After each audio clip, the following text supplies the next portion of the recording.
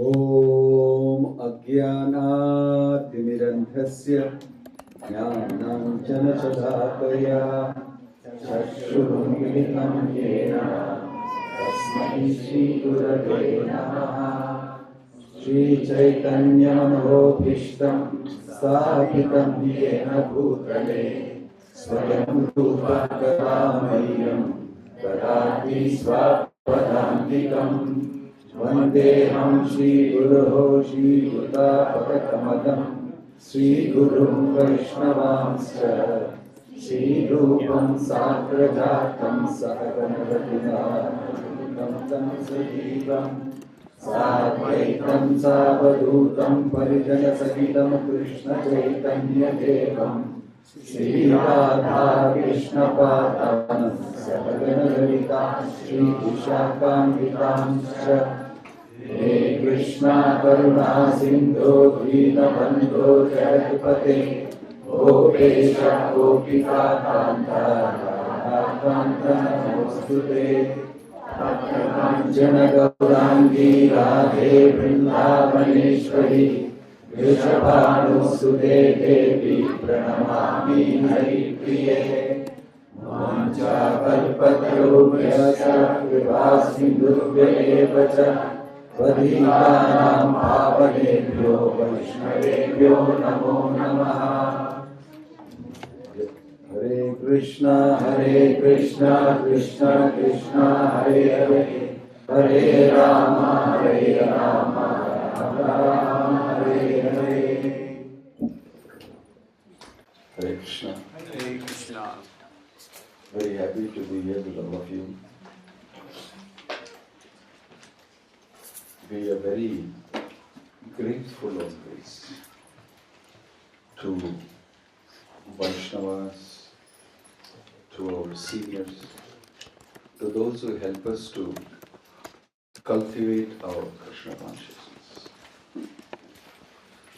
Nowadays they speak a lot about gratefulness. Being grateful is good for your heart, good for your health, it will not give you cancer, etc., etc. But gratefulness is something that is very deeply embedded in a culture where people receive understanding about the absolute truth in a relative world. We are very, very grateful to those who introduce us the understanding of the absolute truth in a situation like we are. It's not that ordinarily anybody can do that.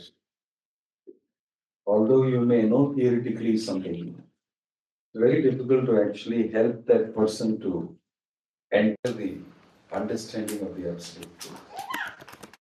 It's rare. Bhakti Swami Prabhupada is a person who has done that to a huge population of the whole world. Introducing, we are very grateful. Sometimes it is not even somebody so senior and pure and advanced like Prabhupada. That same introduction can happen to you if you are eager from anywhere. From anywhere. In Chaitanya Charitamrita there is a beautiful instance, a Leela,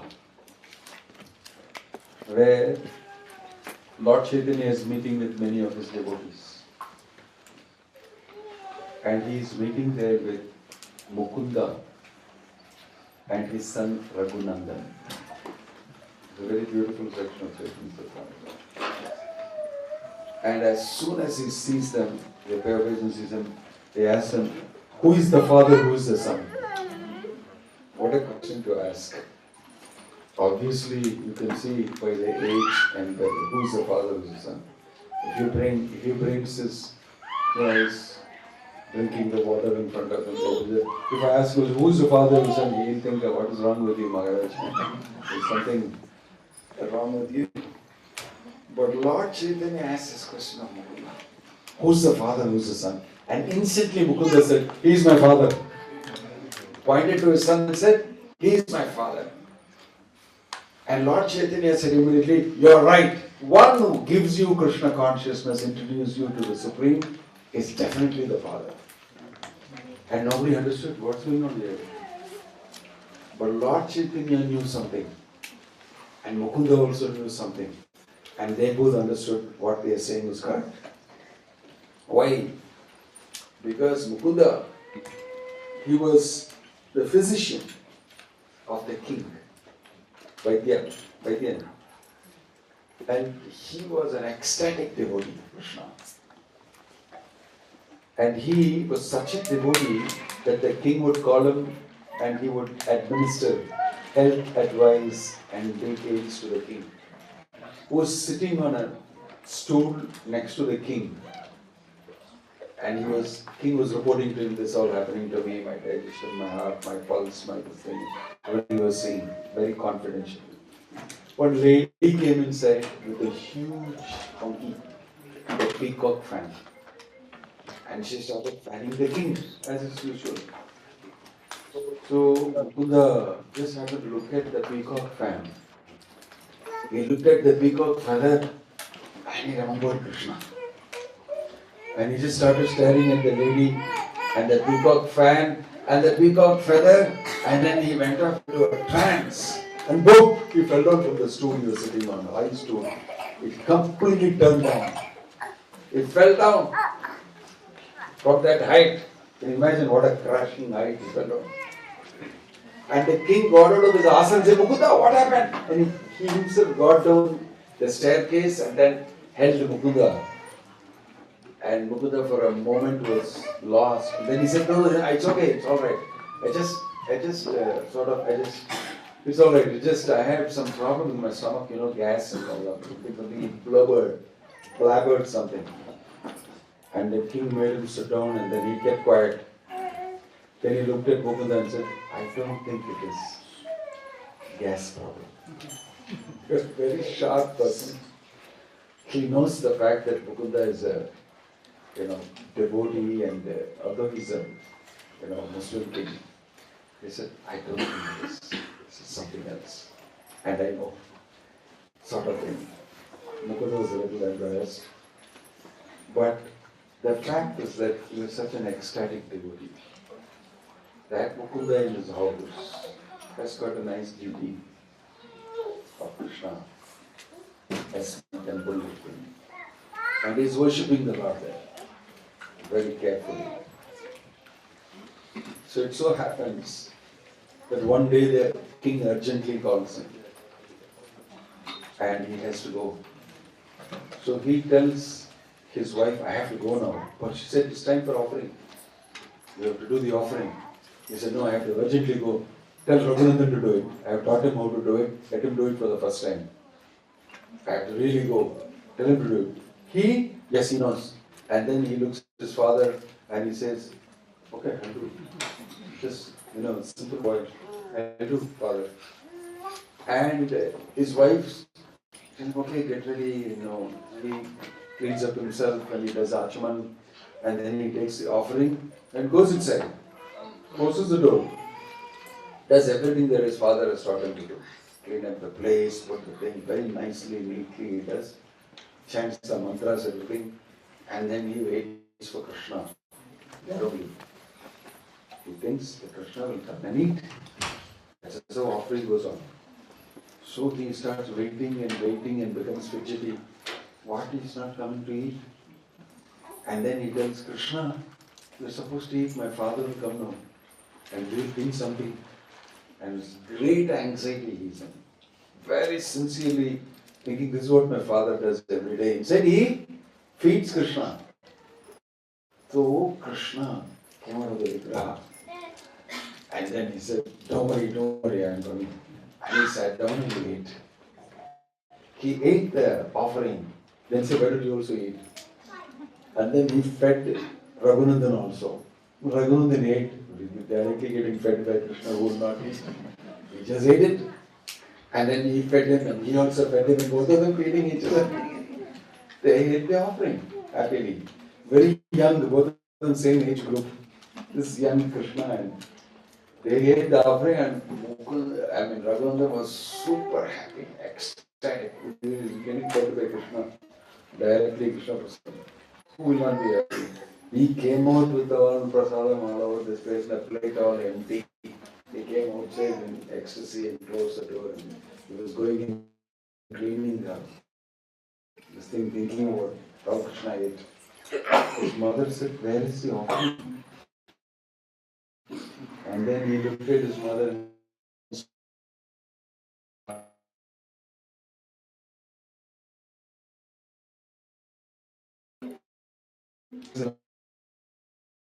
another boy. And his mother and the father said, "Please give me the offering. I want to eat some prasadam." Then she told to him, "Don't say anything." He said, "What? Come here, come here." And she reported to him and said, "Raghunadan came out without any offering." He said, "What? You told him to offer, I told him to offer, he came up, but all his mouth and all was performed." And she told him, "Don't scold him or don't say anything to him. I'm sure it is something else. So what do you want me to do?" So he said, "Make another offering, make laddus. I want to see what he's doing." And Raghunadan cleaned in front, and he's coming and sitting there. He's in an ecstatic mode also. Father looked at him and also thought, "There's something else going on here. My son will never eat up the prasadam." Although the feeling in the mind is, "You must have eaten the prasadam," nobody's talking about it. But the words, they are not saying he ate up the prasadam. So cultured people they were. And then she prepared. And he kept with Raghunandan and saying, "How are you?" What, that he was replying, praying and everything. Then she brought the offering again, and then he told son again, "Raghunandan, will you again offer? I'm very tired, I can't take a bath and clean." He said, "Yes, I'll offer." But the expectation that I like to offer. And then he started, so excited to offer. He said, "Go ahead and offer. I'm going for a bath, okay? In the meantime," he just pretended. Then Raghunandan went inside. He quickly went to the back of the temple, and there is a khidki there, one window. You can see the front. He waited there, and he saw through a small gap how he's doing all the mantra, cleaning and all that. He said, "Very nicely he's doing that." I trained him, he's doing exactly like that. And he offered. Then he told Krishna, "Now my father is waiting outside. Now you cannot take time like before. He's actually waiting outside. You must." And Krishna came, took the laddu, ate it, and he was going to give it to Raghunandan. He instantly saw that Mukunda is watching from the window. The Lord saw Mukunda. Immediately he disappeared. The laddu dropped there, he disappeared. And the son was saying, "What happened, Krishna? What did I do wrong?" This was seen by Mukunda. Krishna is coming and he's eating the laddu. Actually, and there's a conversation going on there. He couldn't hear it. There's actually a conversation going on there. He became so excited about his son. And he said, "Even this does not happen to me. It doesn't happen to me when I do the offering. My son is really a powerful devotee. He is a very pure devotee. He can bring Krishna like this and take the offering." He went inside the altar and he told, "Come here." And he embraced Raghunadan and started crying. "I did not know that you can do the real offering." This way, this pastime happened in the house. And when Lord Chaitanya came, he brought Raghunadan. And this is why Lord Chaitanya asked him, "Who's the father, who's the son?" Knowing fully well this is happening because he is the Paramatma and all the heart. And instantly, Mukunda said, "He is my father." And Lord Chaitanya confirmed it. Yes, he is. Yes, he is. Those who give us Krishna consciousness, who help us to advance our love for Krishna, they are given a high position in our life. They may be even your small child. Maybe even your child. In many places, in many houses, I know the son has become Krishna conscious, he's become a devotee, and because of him, the parents are forced to become devotees initially. Afterwards, they love to be devotees. And they think the son is my guru. He only introduced me to Krishna consciousness. It is true. It's actually true. So we are very grateful to those who give us Krishna consciousness.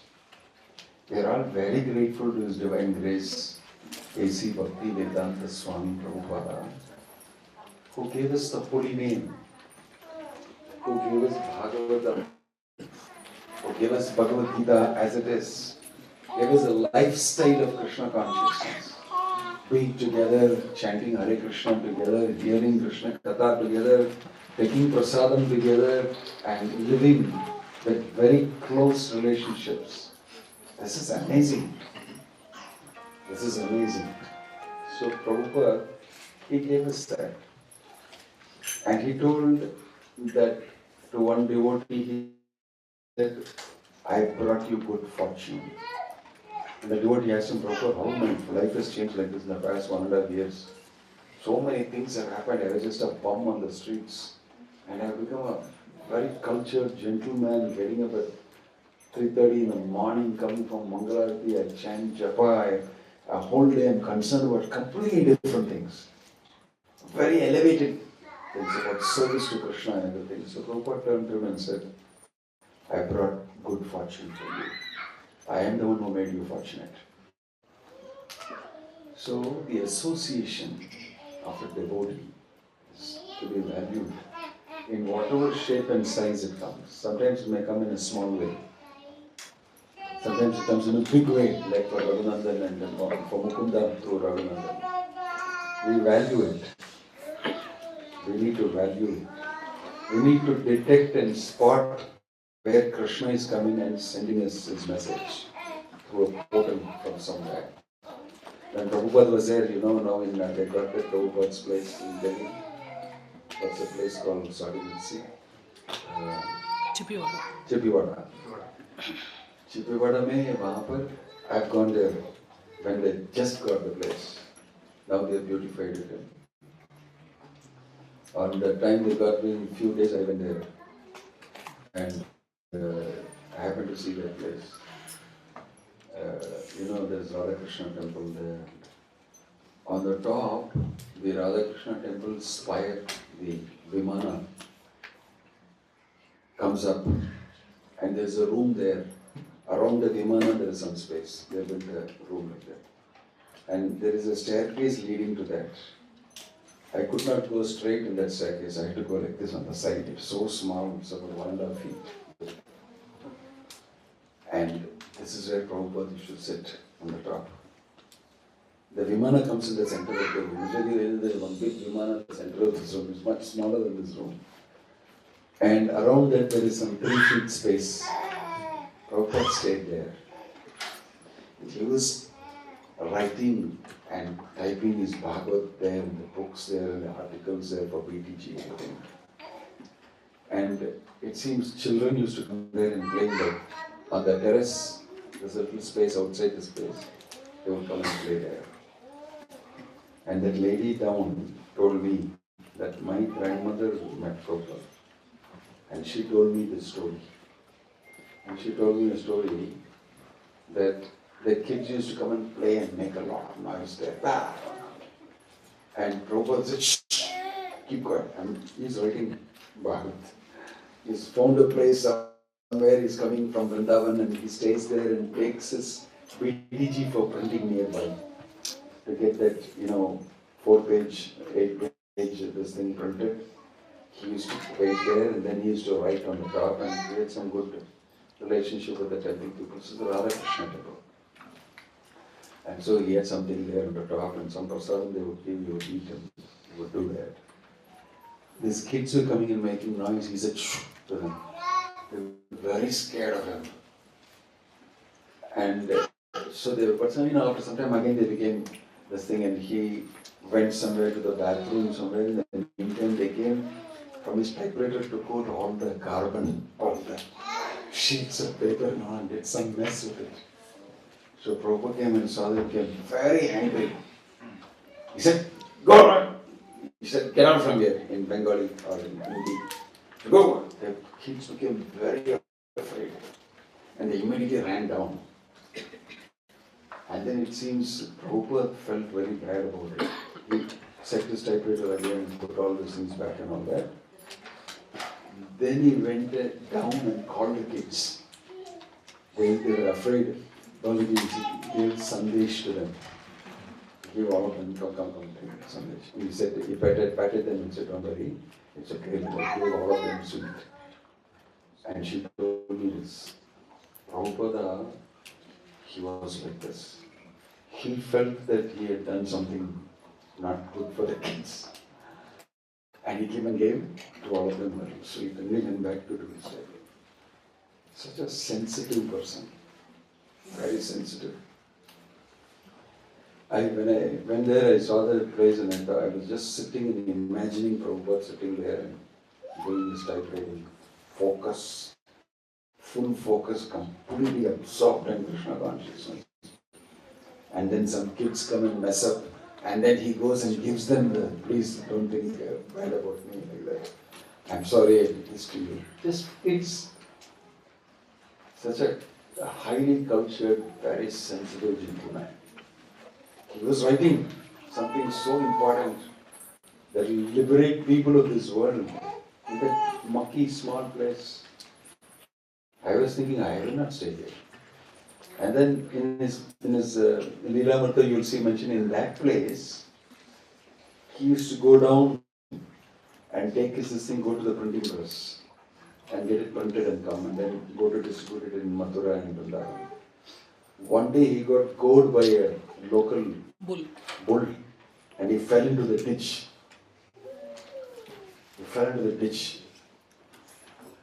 And another person locally told him, Swami, why are you working so hard producing all these sheets of paper? People will throw it wrong, they will disappear. Write a book, nobody will throw it wrong. Instantly, Prabhupada thought, this is Bhakti Siddhanta Thakur talking to me through this person. He immediately understood that, I should do that, yeah, that's correct. I should not, this thing will be thrown around, they will use it for some moonfully or something and I can give to somebody else. It will land up in the local places.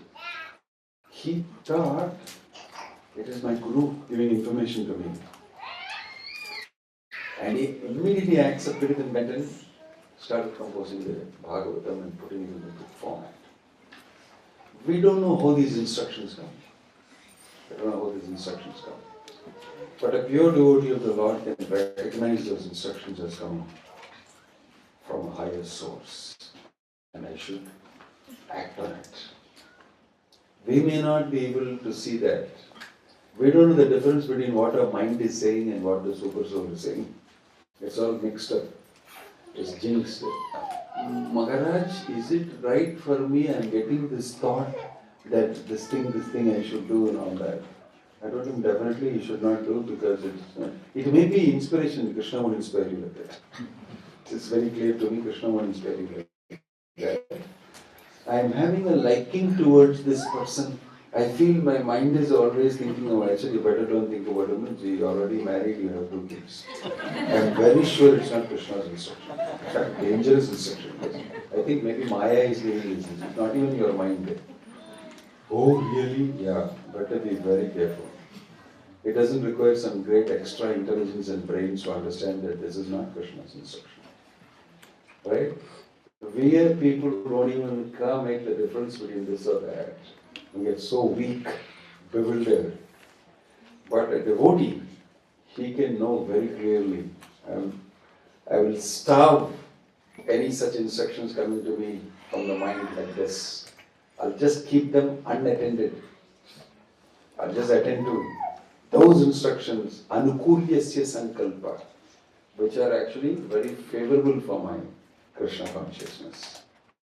In this way, a devotee becomes sharp. He can see the instruction of the Lord. He can feel it. So don't think that we are not getting instructions. Even to do things in the material world, you are getting instructions from the Super Soul. You are getting instructions from the Super Soul. Because even the material things that you do, you can't do on your own. Can't do on your own. Right? So, we should be very grateful to the Supreme Lord for giving us instructions that will save us from the material nature, for giving us inspiration to follow the instructions of Bhaktivedanta Swami Prabhupada. Right? So these are important types of discrimination that we need to make. And that is why we keep good company. In the company of people, you see Prabhupada's, the Family Days video we have seen, is dictating from the bed in Vrindavan. He speaks about one should seek good association. By good association, one will able to keep away rajas and tamas and be situated in sattvika guna. And then one will progress in Krishna consciousness and be able to be above the modes. Very nicely, with strain, of course, Prabhupada is saying that. And so, association. We should always be very grateful that Krishna has sent us association of devotees. Sometimes we may have a little misunderstanding, a small argument or something like that. But devotees always see beyond that. They don't think that to be very important. The more important thing is that your presence inspires me with Krishna consciousness. Sometimes in our movement we see there's many things we need to do when we get involved in management, organization and all that. Our relationships sometimes become a little strained also. It's difficult. You see that? Does it happen or not? Doesn't happen here too much. We don't have too much of an organization intensive, ISKCON society. We come to India and all that, there has to be very paka. Government, statutory laws, submitting accounts, getting permission for this, registering the land, so many things there are we need to do.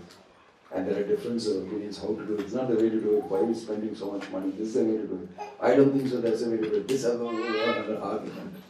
And then they feel bitter about it. Why are you just, saying this to me? I'll do it. No, you do it. Organizational difference of opinion. When Prabhupada was there, this would happen, he would immediately say, you go here and you go here. Let's separate them. And he will utilize both their talents in different places. Invariably, even the Pandavas had that. Even the Pandavas fought amongst themselves. You know that Yudhishthira and Arjuna fought. You must have heard, right? If you read the Mahabharata, you'll see. It was a deadly fight, physical fight between both of them. And Krishna had to come and separate them. It was during the war. After Bhishma passed away, Karna settled him as the next general. And Karna came straight to attack Arjuna. And Yudhishthira faced him. And he was very Yudhishthira down. Now that Kuti had already revealed to him. So, very insultingly, he had fallen off from his chariot. He just drove her across and with the back of his bow, he hit his head. You are nothing in front of me. I don't want to fight you. Bring your brother Arjuna. I'm waiting for him. Go home. He told this bow, he just hit him on the head and said, go home. Don't fight with me. I don't want to fight with you. You're no match for me. I want to fight with your brother. Bring Arjuna. It was very insulting to a king. So he went back to the tent and he was fuming. Where is that Arjuna? And he was, by the time Krishna and Arjuna heard that Yudhishthira is asking for you, so Arjuna told Krishna, come back. Yudhishthira says, look, you're fighting. No. Yudhishthira is called for me. I have to go. So obedient. My brother is called. You have to turn around, and he came all the way to the tent to see Yudhishthira. And as soon as he came, Yudhishthira told him, what is the use of your Gandiva? What is the use of you being known as a great person? This is what happened to me. But before he could even explain why he is saying that, Arjuna got so angry, pulled out his sword. Anybody who speaks ill of me and my Gandiva, I have vowed to kill him. And he took his sword over and jumped on top of Yudhishthira. How dare you tell me this? I'm coming from fighting for so long and I'm so tired. You call me, so come, as soon as I come, you tell me you and your Gandiva to hell with you. How dare you tell me? Jumped on him and started, I'm about to kill you. They were both lunging at each other in the neck and fighting. Krishna said, what is wrong with both of you? There's a war going. He pulled them out. And he said, just stay back. This is the Pandavas. Both, all of them pure devotees of the Lord. So this material world, you can get difference of opinion. And you can have all sorts of things happening to you. But then Krishna solved the problem and immediately they were together again fighting and doing the needful strategically. So in the material world, invariably, we lose out the finer sentiments of Krishna consciousness. If we don't actually pay importance to association, value it, and consider it to be very important and dear to me. So, expressing our greatness, thank you very much for your association, thank you very much for your company. I'm going through a bad patch in my life, and I was able to hear you, and I was able to actually talk to you. Because devotees are sincerely praying for you. If something happens to you, it's not that I'm just praying for you just like that. I have the capacity to connect with Krishna. I pray to him every day. I chant Hare Krishna. I meet with Krishna when I'm chanting. And I'm deeply involved in my relationship with Krishna. So I don't mind asking my friend, my dear, so he's very big trouble, Krishna. If you can show your mercy on him, you can relieve him of this situation. Prabhupada said when he was sick, he had to be hospitalized or something like that, and the devotees were very sad, and he was very aged. And then they came into Prabhupada, what we can do for your sickness from our side. They didn't know. Prabhupada said we should do kirtan and pray to Krishna. If Krishna wants, he will hear your prayer. Since you are all sincere devotees, if he hears your prayer, he may decide to actually relieve me of the situation. And in the initial days, they were very closely tied up with Prabhupada, and they took that very seriously and did serious kirtan, praying to Krishna, please keep Prabhupada with us. Very sincerely they prayed. And actually Prabhupada came out of that sickness and he told them that Krishna has heard your prayer. He has actually heard your prayer. And therefore I am okay. Happy with you. So devotees pray, and that relieves another devotee out of some distress, and the bonds become stronger, become closer and tied closer with Krishna. And in this way, devotees live a real life relationship. Actually, their relationship is very deep. That's the meaning of association. Association means very mature friendship. Krishna indicates that Sukhridam Sarvabhutanam Yatvamam Shanti. Prabhupada describes Sukhrid, Bandhu and Mitra. 3 levels of friendship. And he said that Bandhu means casual friendship. Hi, we know each other, we meet each other when we're standing in the queue, in this place, in the mall I met him, we exchange things with each other, like that. Casual acquaintance. Mitra means that has become a little more developed. He's my friend. He's my good friend. He comes home, I invite him home, I go to his house. Our families join together and we go somewhere. And this way, we are both trusting each other. Our friendship has become closer. But Krishna calls himself Sukrut, the best well-wishing friend. You cannot have a better friend than Krishna. So when devotees get together, and for all of them Krishna is their best well-wishing friend, automatically the devotees also will become good friends. They'll become Sukrut. Friendships among devotees are very deep. That's why it's called association. It's not just called friendship. It's called association. It's got a meaning to that. Sangha. We both sit together, we chant Hare Krishna. We both sit together, we read Bhagavad and we exchange realizations. Katayantas chavam nityam tushyanti charanam cha. Why is Krishna saying that? They discuss me and they enjoy and they become very satisfied. Okay. So Prabhupada, he has given this to society. All of you sit and read Krishna book and discuss Krishna. What a new topic. What an amazingly attractive topic to discuss. So therefore we are very grateful to Bhaktivedanta Swami Prabhupada for whatever he has given us. And we can enjoy the reality of Krishna consciousness. It's an experience. It's not just simply theory. You can actually experience it. Otherwise we won't be coming again and again to enjoy it, to experience it. It's very different from just Gyan, knowledge. Amongst the Mayavadis and amongst all of them, their associations are based on knowledge. They discuss Brahman, they discuss Upanishad, they discuss all these things. And they respect each other as Narayana. Om Namo Narayanaya, they will say. And it's not so intimate. It's not so intimate. Therefore, Gyan is different. Sometimes we also get into the Gyan platform.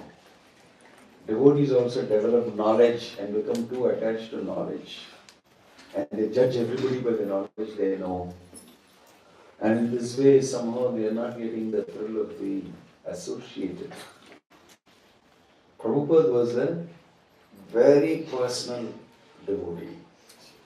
You can see him sitting there with his legs like this and smiling, but he's very tired. But you can see that he's smiling and enjoying speaking Krishna. So make them sit down and then he will start speaking and answering questions and very intimate and very personal. Instantly he can do that. To strangers he can do that. If you do that, then you send them back feeling that, wow, this person is very interesting, special person. Whoever had his association on Giriraj Maharaj is describing in his book how the parents, very rich parents, and they are complaining something that he's going to become very thin and he's not, this is brahmachari like that in our life. So they come to visit him and they say they want to visit Prabhupada. He brings them and they're both sitting and Giriraj is also sitting. His mother is definitely concerned. I think my son is not getting enough food to eat. If you see a plump son, they'll say, very good, you stay here only. Something like that. But his son is, preacher and carrying out things for Prabhupada, and he may be having some health situation or whatever. But Prabhupada made them sit down and spoke to them so nicely and had them eat sandesh. Came to the mother sandesh. She was like, no, that's not the point. I came to speak about my son actually. Give me a sandesh now. He said, no, take it. It's very nice. It's a Bengali sweet. It's like this. It's like this. And he convinced her to take it and she took it and she ate it. Father also, professional person. He also ate, asked questions of Prabhupada and broke ice with them. And then afterwards they were very comfortable and very nice. And then Giriraj Maharaj took them out. Then he asked his father, so what is your opinion about? He said two things. Your guru, he knows very well how to deal with people.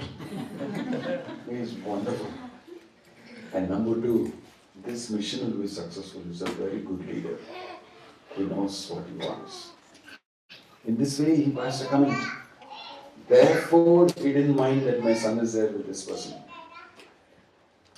So Prabhupada created, he was not trying to market and he was not trying to sell something or some idea or get some money or something. He just was himself, a devotee. Don't worry, your son is a devotee of Krishna, he'll be looked after, don't worry. He gave them the confidence. Gave me the confidence, just by his association. But actually devotees are struggling a lot. There's lots of stuff going on there. Falling sick, getting jaundice, this, that, because they're from America, they come here, they got infected with this, lots of things are happening. And Prabhupada knows about it.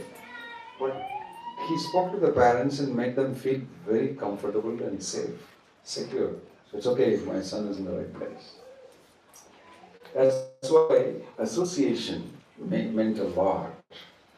Prabhupada started this movement because of him giving his association to these wonderful American boys and girls. He said this, these wonderful American boys and girls have done so much for me. I was able to start this movement and take this all over the world. So this movement started with the association of Bhaktivedanta Swami Prabhupada, which he generously gave. And we are coming in that line.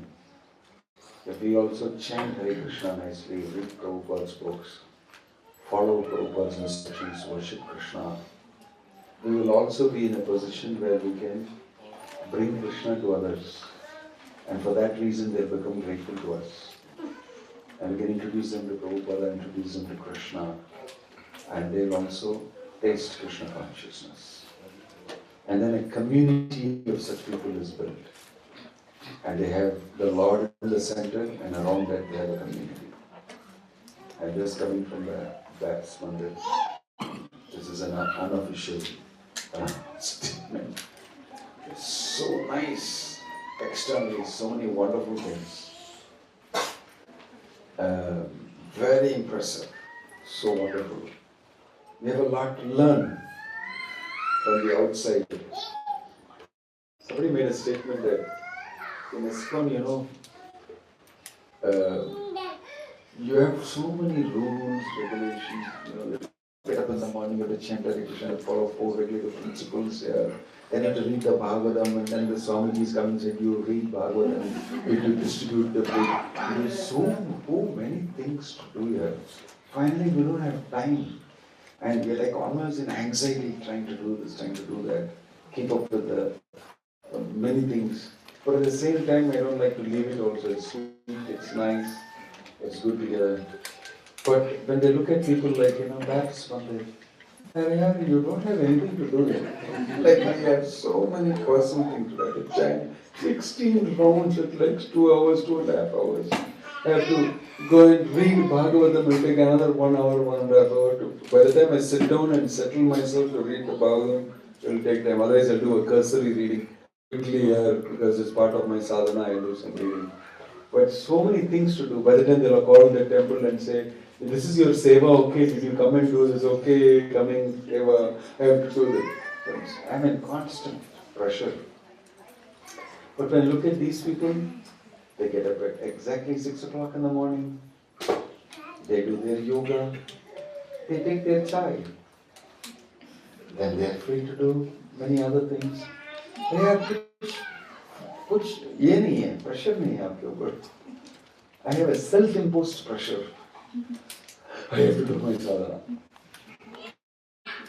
So you feel that this moment is better, I like this. Very cool. One teenager who told me, but they are so cool. I said, that's what they'll get, cool. Temperature only they'll get. We'll get good temperature. So sometimes we think that, but we are actually getting association, we're getting an opportunity to serve the absolute truth, which in the relative world they don't be getting. Relatively, you may be fooled, you're getting this, you're getting that. It's very easy to do that. But that's why we should be very grateful. It is not easy to present the absolute truth like Prabhupada has done. It's not, easy for us to understand what a valuable thing you've got. The holy name. And it's given. Chirad adattam nijagupta vittam sopaim nanamamritam adi udara. Prabhupada explaining in the Chaitanya Charitamrita how Lord Chaitanya is Krishna himself. And he has decided to be in the mood of Radharani, enjoying bhakti and devotional service to himself. Want to taste that? And while he is doing so, he is in great ecstasy. Wow, what all a devotee can enjoy. The ecstasy of serving Krishna and that feeling of bhakti, rasa and everything. In that good mood, he is deciding, I should give this to everybody. He's made a decision. Let me give this to everybody. And it's mentioned, Chirad Adattam. Datta means giving. Adatta means never before given like this to anybody. It has never in record been given. Such a precious private commodity of Krishna has never been given by him. Nija Gupta Vittam. That it is from the deep internal treasury of Krishna, he has unlocked it and taken out the most valuable thing he has. Vittam means treasury, Gupta means confidential, Nija means deep internal treasury. People have one safe and another safe, one combination lock, another lock. He will say it is the most costliest, valuable thing kept. So that is the type of Nija Gupta Vittam from Krishna's treasury. What is that? Swapremna, love for himself, means bhakti of the devotee. And he takes it and gives it in the form of Namamritam. If you chant the holy name, I'll give you this most valuable commodity. Love for me, Krishna Prema. So we have got that great treasure, which is a treasure even for Krishna. A very deep, valuable treasure for Krishna is love, bhakti, which the devotees have for himself. That, he's saying, normally it's very difficult to get this. Nobody gets it. But I am going to give this in the form of the holy name. Swapremna Namamritam Ati Udaraha. Extremely merciful. Nobody will do this. Definitely you will not open your safe and the inside safe and everything and call the person on the road and take my diamond necklace for you. Nobody will do it. Krishna is doing it. That is Chaitanya Mahaprabhu. He is just reveling in chanting and dancing and telling everybody, join, take the holy name. So Prabhupada has come and he's saying, it's a very amazing offer. Nobody gets it. And although I'm 70 years old, I want to go around and give it as soon as possible to everybody. It's an emergency. And it travels all over and gives to everybody. It's a pre-chant. So it's a very valuable thing. Your God. You don't have to feel that somebody else is having a better situation. Alright? So Avataridesh is a wonderful place. Like Bhagarupa Prabhu is saying, we've been coming here for long, and I'm seeing how the devotees are growing, and some are retiring, they're becoming older, and so the generation is changing. So there are great opportunities. If Chaitanya Mahaprabhu is looking upon somebody who will spread the holy name, it is not the APS, it is not Chinmaya Mission, it is not the Maharashtra Mandali, or it is not this, it is you. Each one of you is personally looking down on you to spread the holy name, to accept it and chant it. and revel in Krishna consciousness. Om Tat Sat Shri Guranga Mahaprabhu ki Jai, Prabhupada ki Jai, Shri Jagannath Baladev Subhadra Mai ki Jai, Premanande. Hari Hari Bol.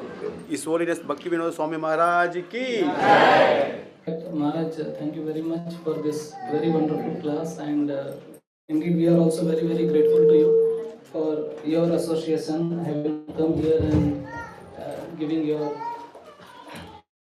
wonderful association to us. And you actually, throughout the whole class, the fabric of the class was how to develop that attitude of gratitude, and we have this very important virtue in our life, that the association of devotees is so valuable and so perfect.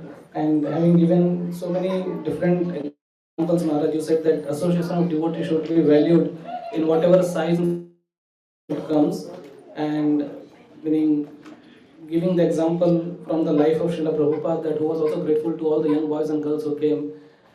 So sometimes, Maharaj, in the society of devotees, we are living, and meaning every individual is actually different, and we deal with them in a very different way, and sometimes we don't value that association, Maharaj, and because of the nature of this material world, which is very difficult actually, and sometimes some misunderstanding happens, some mistakes happen, and as you actually pointed out, that even the pure devotees like Yudhishthir and Pandavas, they actually had a fight.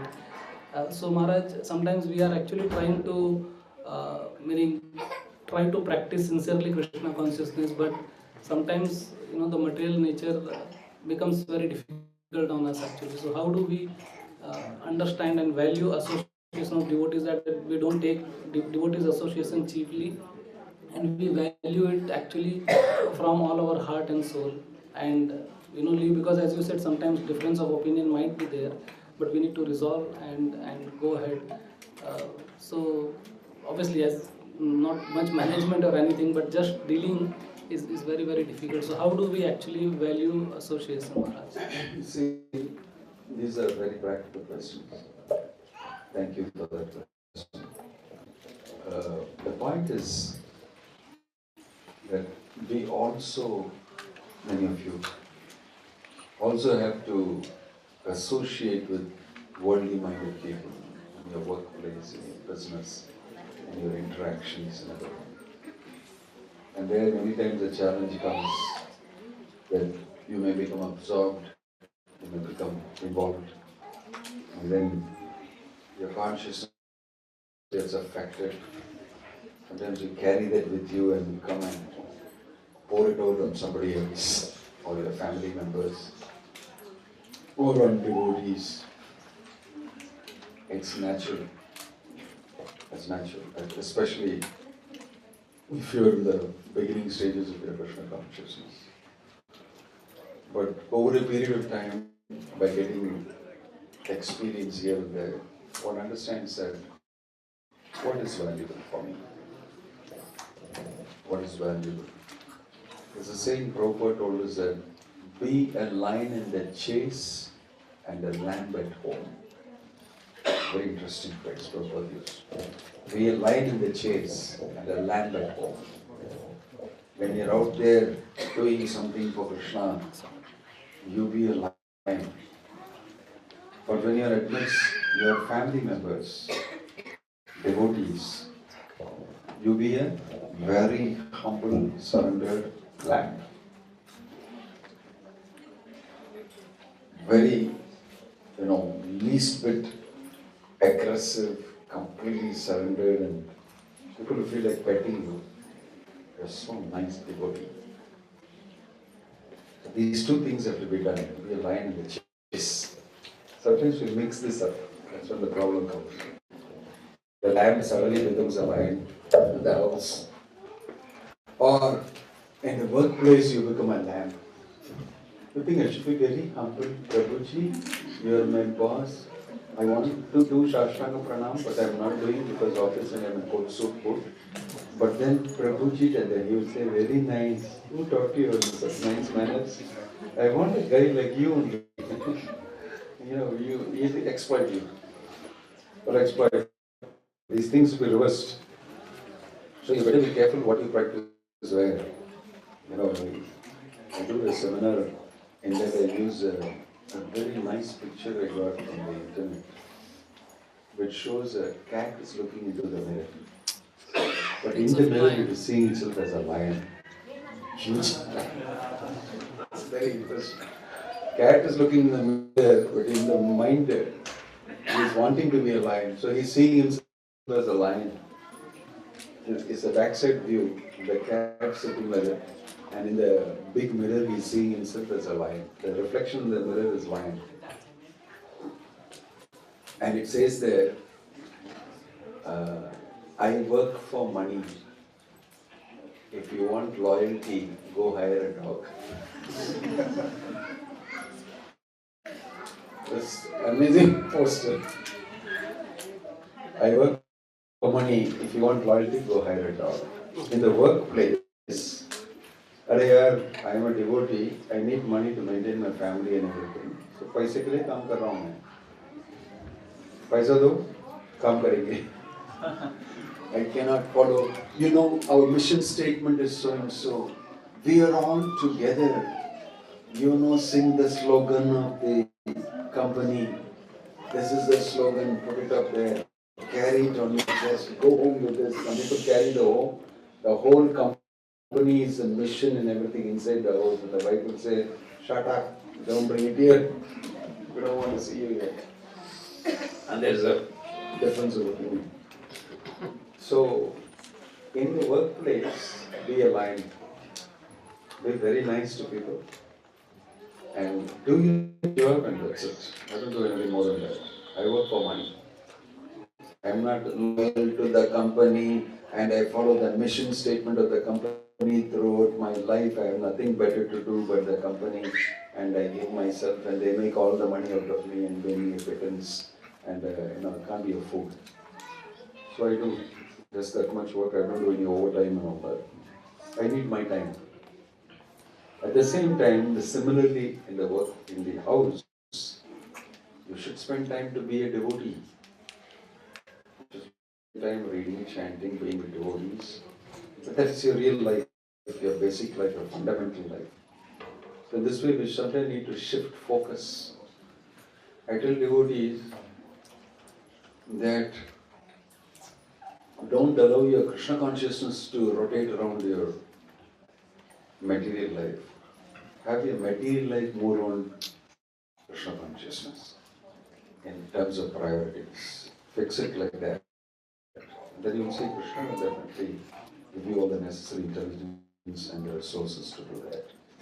So sometimes it's necessary to change this thing.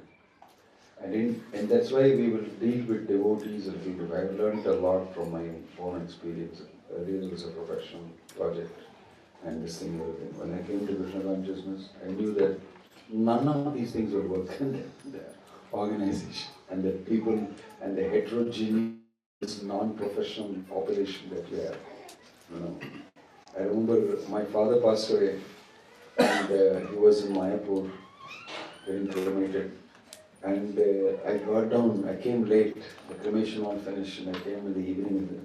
As soon as I got down, the devotee said, "बहुत मजा आया आपका father का ceremony में हम लोग कीर्तन किया, feasting किया." And got down, he's telling me this. अरे यार, my father passed away. But he's telling this. But I understood what he's actually telling. The father is actually great, went back to God or something like that. But the way he was telling it, no, the regular devotee we go. If you're not in the proper vision, what did you say? Nonsense, I'm coming. My father has passed away, he said, "बहुत मजा आया तुमको." क्या मजा आया? We had a big feast, we did kirtan, and there were so many auspicious signs, is what he wants to say. But devotees have their way of saying things, sometimes they're very irritating if you're not in the right mode. If you're coming from your corporate life and if he comes and says, "What? I don't want to join you people, I want to go." So sometimes you need to tolerate and understand and work out a solution for how things are. So it's a challenge. But then, like I said, you should preserve your own personal fixed Krishna consciousness and then you're able to see these things in a better light and mature and you don't take some of these external things seriously. Okay, he's ignorant, he's just saying it. I'm not going to let that affect me and screw up my Krishna consciousness. So sometimes you need to protect your own Krishna consciousness and their impact on the subtle body. You need to manage it. You know what to take in, what not to take in. Okay? So I think that requires experience. Alright? Om Tat Sat. Now the mantra shall be Mahaprasade Govinde. Maharaj. Sorry. Oh, yeah. Thank you, Maharaj, for a wonderful lecture. Also, I think Rasamrita Prabhu asked a very nice question. Also, you have given us a very nice understanding about how we can um, be Krishna consciousness. But it is really very difficult because when we deal with the material, what you call, material world, people outside of Krishna consciousness. So it's very difficult, especially when, because here, at least in this part of the, I'm sure India also is the same. We tend to spend more time. It's like out of 24 hours, we are expected to be with them, to deal with them, to manage them. You may call it whatever, but the association is more with materially, motivated people. That's, again, the point of association. So in this process, actually, we got dragged in terms of consciousness, in terms of whatever you call it. The energy is so intense that they actually, drag us, in their way. It's very. The question is how to balance, our Krishna consciousness and the material life. If you can please throw some light. That's why I resigned after 5 years.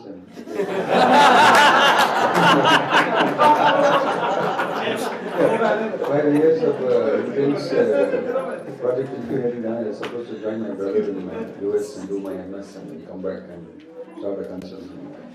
I completely disappointed him. He said, what are you doing here? You don't know who it is. I said, I know very well what I'm doing. I'm not going to join your gang. I don't like it. But so we sometimes take hard decisions in life. Don't keep on thinking that the value of Krishna consciousness is so great for the spirit soul that you cannot allow anything to obstruct it. Agreed, you need to earn money, agreed, you need to do these things, but you need to take some hard decisions.